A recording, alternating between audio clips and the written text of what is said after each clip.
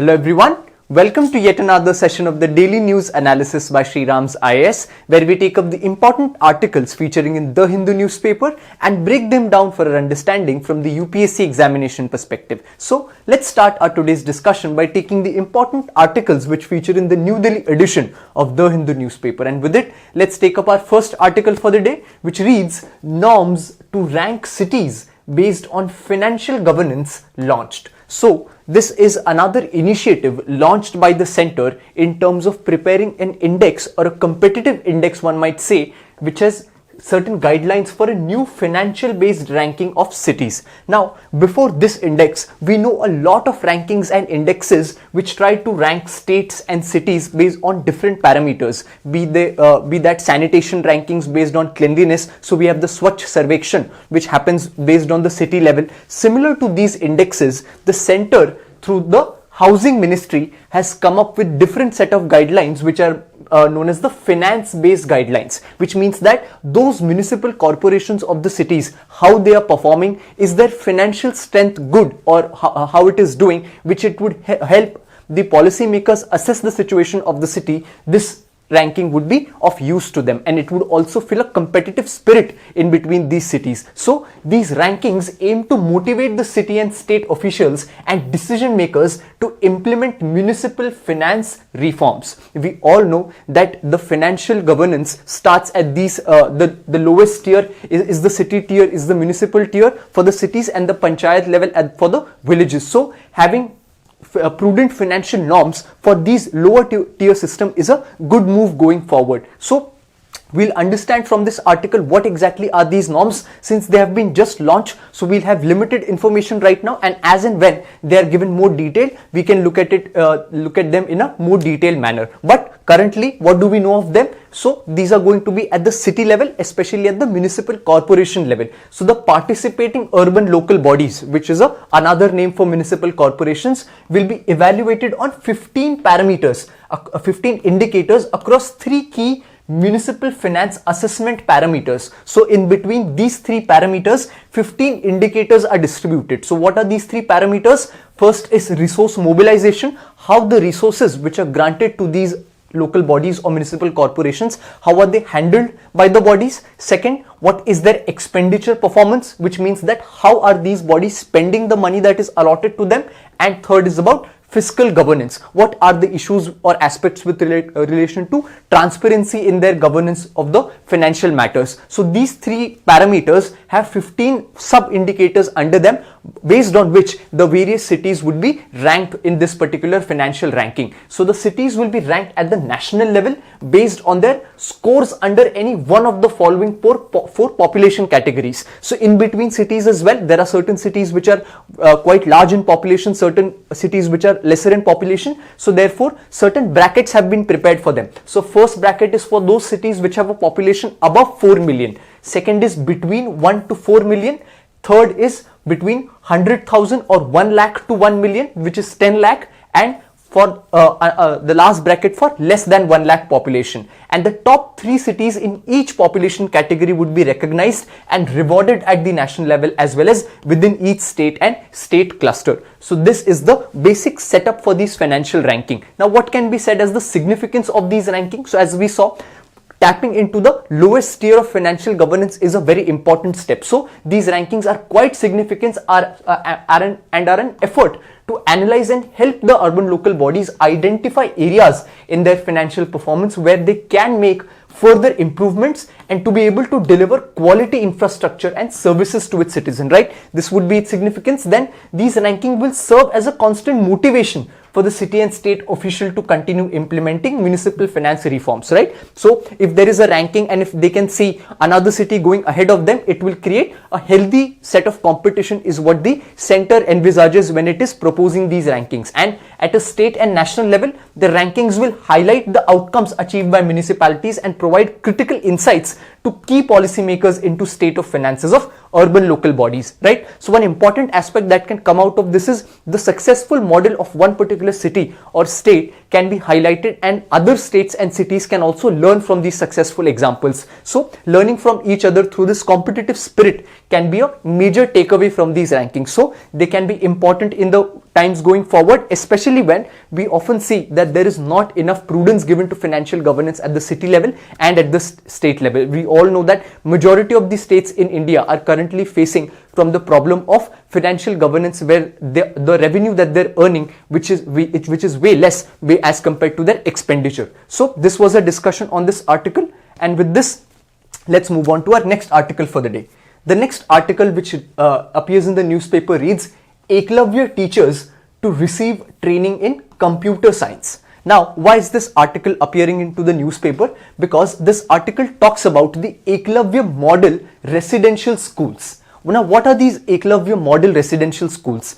As we can see, the name Eklavya pertains to the epic Mahabharata, right? We all know the incidents of Eklavya, who was a tribal student residing in the forest and prepared for and learnt the art of archery and everything through. It is said that he learnt all of this by looking at a stone image of Guru Dronacharya. That is where the story of Eklavya comes from, and the name has been given to this particular set of schools because these schools are especially set up in the tribal districts to uplift the lives of the tribal students, the scheduled tribe population. That is why the name Eklavya Model Residential Schools, and it is a scheme especially for making model residential schools for Indian tribals across India, which started in the year 1997-1998. This model residential school has been planned by Ministry of Tribal Affairs. The recent one has been inaugurated in Nashik, and this is to give impetus to quality education in nearby tribal areas. And this school also follows the CBSE curriculum, which is followed at the national level.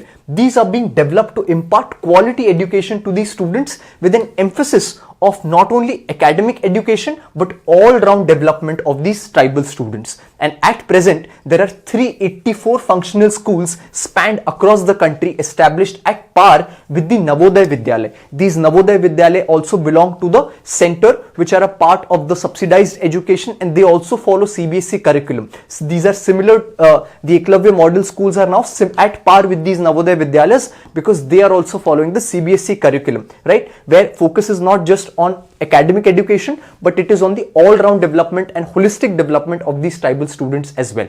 And the total number which is functioning right now is 384 schools are functional right now. So when we talk about the objective of these residential schools in detail, what are their objectives? So as we saw, comprehensive physical, mental and socially relevant development of all students enrolled under every EMRS or the school. It seeks to empower students to be change agents beginning in their school, in their homes, in their village, and finally in the larger context. The school or the scheme, which is a big step in order to make the tribal students come into the mainstream of education. Up until now, the tribal people or tribal students did not even have access to basic amenities, and it is very important that we give this fundamental services to these tribal people as well as tribal students. So what are these basic fundamental services? They can be in the sector space of healthcare, education. So therefore, having such residential schools and imparting education which make sure that holistic development for them is taken place is a good step forward, and that is the objective of the school as well. Then focus differentially on educational support to be made available to those in standard 11 and 12 and those in standard 6 to 10th so that their distinctive needs can be met. Support the annual running expenses in a manner that offers reasonable remuneration to the staff and upkeep of the facilities. Here is where the role of the center comes in, where it would give financial aid to the schools so that the expenses which are required for these schools to run are being supplied to these schools. And it will also support the construction of infrastructure that provides education, the physical and environmental and cultural needs of the student life. So here, these are the areas which the center would be stepping into aid the particular schools. Now, if we talk about the coverage of the residential school scheme, As per the recent guidelines of 2010, at least one school is to be set up in each integrated tribal development agency or integrated tribal development project having 50% ST population in the area, which means that those areas which have massive or more than 50% ST population should have one school each. And as per the budget of 2018-19, every block with more than 50% ST population and at least 20% tribal persons will have an Eklavya model residential school by the end of year 2022. So this is the coverage of the Eklavya model residential school. Now, where does the present article step in then? The present article says that in these Eklavya model residential schools, the teachers who are imparting the education to the tribal students will now be given a 2-day training workshop for their capacity building in the field of computer science. So that again, going in the vision of this scheme, where the point is to give the best education to these students, so the knowledge of computer science, and to further the objective of digital India and to make sure that the digital type of learning is also accustomed to these students, the teachers would first be learning it, and so that they would be imparting it to the students later on. So this is the latest development in this particular scheme, where the teachers, for their capacity building, they would be undergoing a 2-day training workshop in the field of computer science. So this was the article discussion over here, and with this, let's move on to our next article for the day. The next article reads, FDI chasing services sector despite manufacturing push.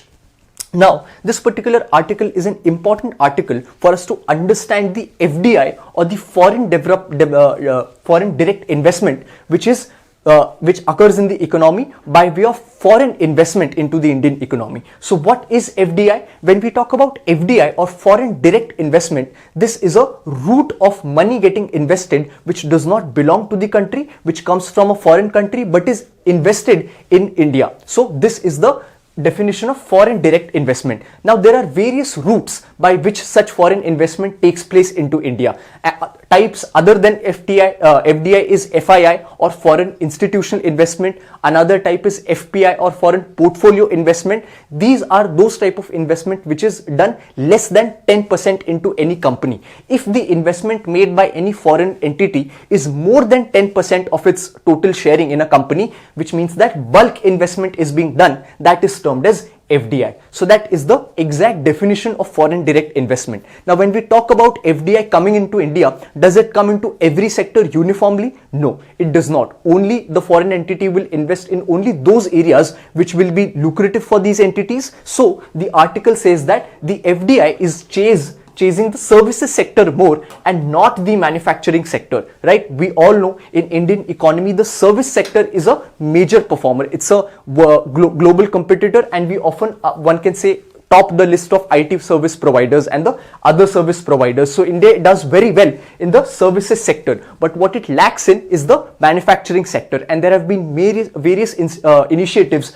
which the Indian government has undertaken in order to give this manufacturing sector a push. These initiatives have been Make in India, Assemble in India. All these initiatives have been undertaken in order to make the situation of the manufacturing sector better. But again, these initiatives take time. They have not yielded the same results that were expected of them, and therefore even now the growth of FDI in the manufacturing sector is not that rapid. So if you look at the figures, these figures or the trends in these figures can be asked in the prelims examination. So we can see that from the year 2000 and 22 years after that now, the FDI in service sector has risen quite a lot, from $80 billion to $153 billion. This is the figure of rise for services sector. But for the manufacturing sector, this growth has been quite slow, where from $77 billion it has only come to $94.32 billion. So we can see the rapid growth in the services sector and not so rapid growth in the manufacturing sector. And which are those services which are being targeted by the FDI sectors in this particular service sector? So within services as well, trading, telecom, banking, insurance, the IT, BPO or the call services sector and the tourism are the favorites for the FDI to invest in India. So this is the vital information from this article, which a question can be formed for the prelims examination based on FDI and its strengths. So we finish our discussion today over here, and we'll meet again tomorrow with the important articles from the newspaper. Thank you.